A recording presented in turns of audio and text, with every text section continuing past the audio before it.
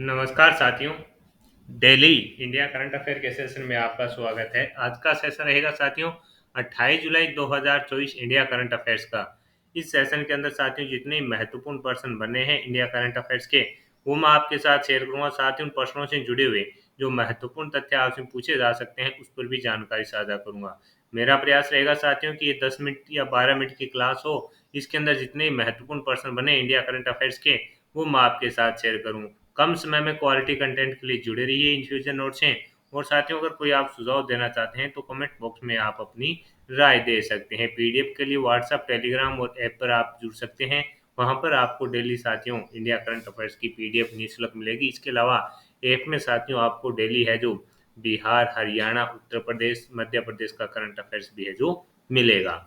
शुरुआत करेंगे आज के सेशन की। पहला क्वेश्चन आपसे पूछा है कि भारत सरकार 31 मार्च 2027 तक देश भर में कितने प्रधानमंत्री जन औषधि केंद्र खोलने की घोषणा है जो की है। तो आंसर हो जाएगा 25,000। कितने?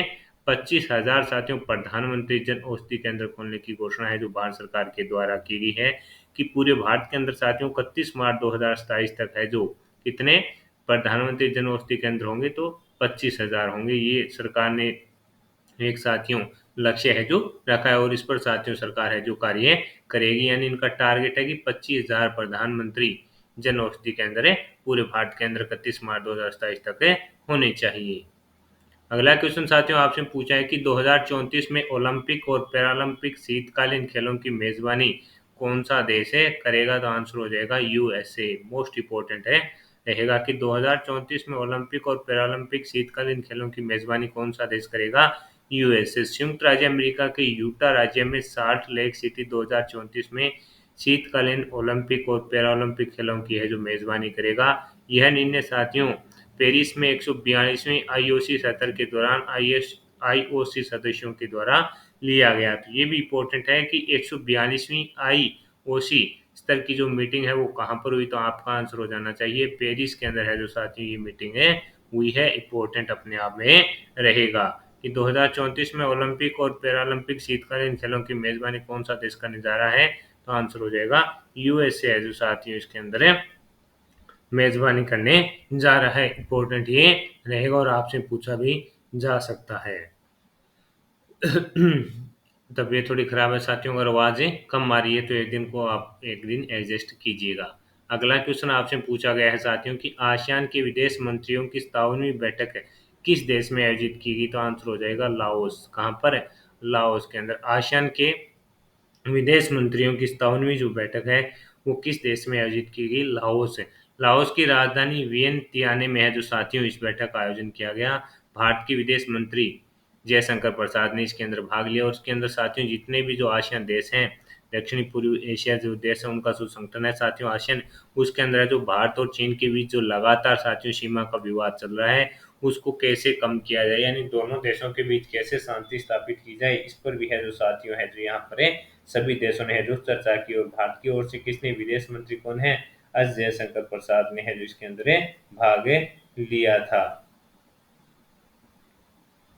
आगे बात करेंगे साथियों अगले क्वेश्चन की ओर। अगला क्वेश्चन आपसे पूछा गया है कि देश के पूर्व राष्ट्रपति हमजा हज का निधन हो गया। हमजा हज का निधन हो गया। तो आंसर हो जाएगा साथियों इंडोनेशिया। 2001 से 2004 तक इंडोनेशिया के उपराष्ट्रपति रहे हमजा हज का निधन हो गया। वह 84 वर्ष के थे। राष्ट्रपति मेगावती सुकर्णो पुत्री के अधीन काम करने वाले हमजा का 24 जुलाई को साथियों जकार्ता के एक अस्पताल में निधन हो गया है। यह जानकारी है जो साथियों डेवलपमेंट प्लानिंग पार्टी के एक राजनेता ने स्थानीय स्तर पर दिए गए एक साक्षात्कार में दिया है। तो इस प्रकार का क्वेश्चन साथियों पूछ लिया जाता है कि हाल ही में किस देश के पूर्व उपराष्ट्रपति का निधन हो गया। या इस प्रकार से पूछा जा सकता है कि 2001 से 2004 तक इंडोनेशिया के उपराष्ट्रपति रहे जिनका हाल ही के अंदर निधन हो गया। तो आंसर हो जाएगा हमजा हज का है जो साथियों निधन हो गया। ये अपने आप में इंपॉर्टेंट क्वेश्चन रहेगा। अगला क्वेश्चन आपसे पूछा है कि हाल ही में मॉडल कौशल ऋण योजना को किस केंद्रीय मंत्री ने लॉन्च किया। तो आंसर हो जाएगा जयंत चौधरी। कौशल विकास और उद्यमिता राज्य मंत्री जयंत चौधरी ने हाल ही में नई दिल्ली में मॉडल कौशल ऋण योजना शुरू की है साथियों।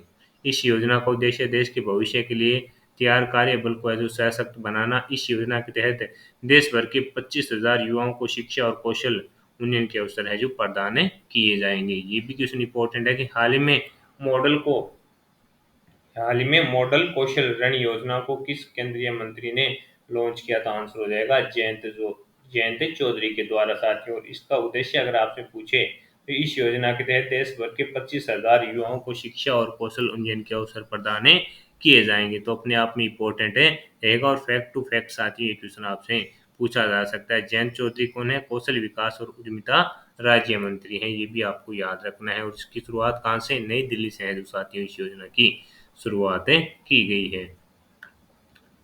सांस्कृतिक श्रेणी में भारत का 43वां यूनेस्को विश्व धरोहर स्थल कौन सा बना है? तो मोइदम। असम के मोइदम को है जो साथियों भारत का 43वां यूनेस्को विश्व धरोहर स्थल है बनाया जा चुका है। ये जो भारत मंडपम में साथियों जो भारत है जो यूनेस्को विश्व धरोहर समिति की है जो क्या करा है मेजबानी करा है, उसके अंदर साथियों भारत ने जो असम के मोइदम नाम की जो पेश की थी। और उसके बाद साथियों इसको है जो विश्व धरोहर स्थल के रूप में घोषित किया जा चुका है। ओहोम राजवंश की टीला दफनाने की व्यवस्था को यूनेस्को की विश्व धरोहर स्थल सूची की सांस्कृतिक श्रेणी में है जो शामिल किया गया है। साथियों यह यूनेस्को की विश्व धरोहर सूची में शामिल होने वाला भारत का क्या है? 43वां स्थल बन गया है। ये भी इंपॉर्टेंट है कि सांस्कृतिक श्रेणी में भारत का 43वां यूनेस्को विश्व धरोहर स्थल कौन सा बना है? मोइदम बना है। इसे याद रखिएगा। भारत की पहली एकीकृत कृषि निर्यात सुविधा कहाँ स्थापित करने की घोषणा की गई? आंसर हो जाएगा जवाहरलाल नेहरू बंदरगाह। भारत की पहली एकीकृत कृषि निर्यात सुविधा कहाँ स्थापित करने की घोषणा की? तो आंसर हो जाएगा जवाहरलाल नेहरू बंदरगाह। भारत की पहली कृषि निर्यात इकाई मुंबई के जवाहरलाल नेहरू बंदरगाह पर स्थापित होगी। भारत के जहाज रानी मंत्रालय ने मुंबई के जवाहर लाल नेहरू बंदरगाह पर एकीकृत कृषि निर्यात सुविधा के लिए 284 करोड़ रुपए की परियोजना को जो क्या दी है?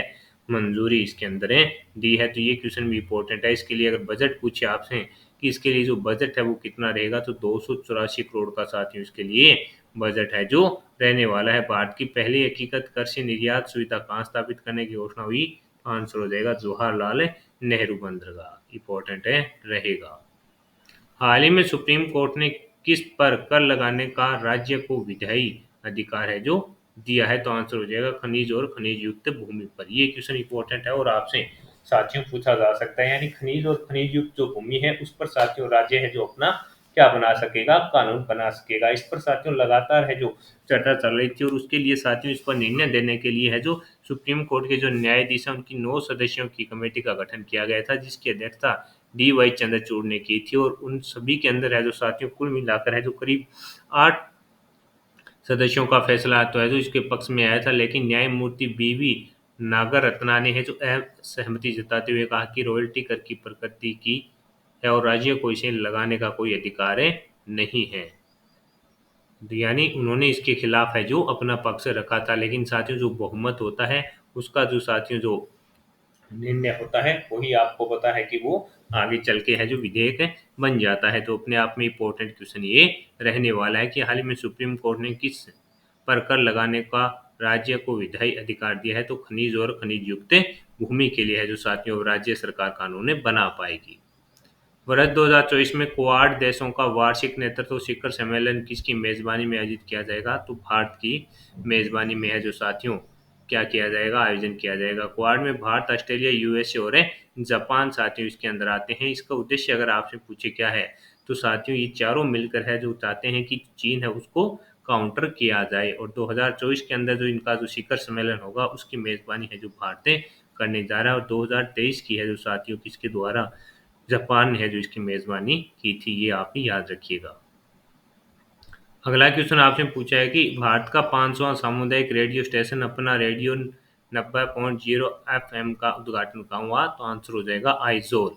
केंद्रीय सूचना एवं प्रसारण राज्य मंत्री डॉक्टर एल मुरुगन और मिजोरम के मुख्यमंत्री कौन है? श्री लाल दुहोमा की उपस्थिति में भारत के 500वें सामुदायिक रेडियो स्टेशन का भी उद्घाटन किया गया। अपना रेडियो 90.0 एफएम स्टेशन भारतीय जन संचार संस्थान आइजोल द्वारा संचालित एक क्या है स्टेशन है। यानी इसका संचालन कौन कर रहा है? भारतीय जन संचार संस्थान आइजोल के द्वारा साथियों इसका संचालन किया जा रहा है। तो ये भी अपने आप में इम्पोर्टेंट है, फैक्ट वाला क्वेश्चन है और आपसे पूछा जा सकता है। अगला क्वेश्चन आपसे पूछा है कि हाल ही में भुगतान ऐप बोपे पे बॉबी पे और मेडी नेक्स्ट का अनावरण किसने किया? तो बैंक ऑफ बड़ौदा के द्वारा है जो साथियों इसको शुरू किया गया है। अगला क्वेश्चन है कि राज्यसभा कार्यान्वयन समिति ने विशाखापट्टनम में सार्वजनिक क्षेत्र के उपक्रमों को वर्ष 2023-24 के लिए राजभाषा गौरव सम्मान से सम्मानित किया। इस कार्यक्रम की मेजबानी एनटीपीसी ने की और इसकी अध्यक्षता टीओएलआईसी के अध्यक्ष और आरआईएनएल के सीएमडी अतुल भट्ट ने की। प्रथम पुरस्कार इसके अंदर अगर आपसे पूछे किसे मिला तो एचपीसीएल विशाखा रिफाइनरी को, द्वितीय पुरस्कार एनटीपीसी सिम्हाद्री को, तृतीय पुरस्कार है जो भारतीय विमानपत्तन प्राधिकरण को मिला। प्रथम पुरस्कार एचपीसीएल विशाखा रिफाइनरी को मिला है, द्वितीय पुरस्कार एनटीपीसी सिम्हाद्री को मिला है और तृतीय पुरस्कार भारतीय विमानपत्तन प्राधिकरण को दिया गया है। कौन सा? राजभाषा गौरव सम्मान से है जो साथियों जो उपक्रम है उनको सम्मानित किया गया है। उसके बारे में जो ये महत्वपूर्ण प्रथम, द्वितीय और तृतीय पुरस्कार थे वो मैंने आपके साथ है जो शेयर कर दिए हैं। तो आज के सेशन के अंदर साथियों जितने महत्वपूर्ण प्रश्न इंडिया करंट अफेयर्स के बन रहे थे वो मैंने आपके साथ शेयर किए हैं। साथ ही उन प्रश्नों से जुड़े हुए जो महत्वपूर्ण तथ्य आपसे पूछे जा सकते हैं उस पर भी जानकारी साझा कर दी है। सेशन आपको पसंद आया है तो इसे लाइक व शेयर जरूर कीजिएगा। कम समय में बेहतरीन व क्वालिटी कंटेंट के लिए साथियों जुड़े रहिए इन्फ्यूजन नोट से। और अगर साथियों कोई आप सुझाव देना चाहते हैं और पीडीएफ के लिए साथियों मैंने आपको बताया है आप जरूर जुड़िए इन्फ्यूजन नोट्स के टेलीग्राम व्हाट्सएप चैनल पर, आपको है जो मिल जाएगी। सेशन आपको पसंद आया है तो इसे लाइक व शेयर जरूर कीजिए। और साथियों कोई अगर राय देना चाहते हैं तो कमेंट बॉक्स में आप अपनी राय दे सकते हैं। ऐप को डाउनलोड कीजिए और उसको 5 स्टार रेटिंग जरूर दीजिए और अपने दोस्तों में शुरू कीजिए। वहाँ पर इन्फ्यूजन नोट्स के जो ई नोट्स हैं उनकी सुविधा आपको है जो ई नोट्स के अंदर मिल रही है। जो हैंड रिटन नोट्स हैं उनकी सुविधा आपको टीम के द्वारा साथियों ई नोट्स के अंदर प्रोवाइड करवाई जा रही है। तो जुड़े रहिए इन्फ्यूजन नोट्स से। धन्यवाद।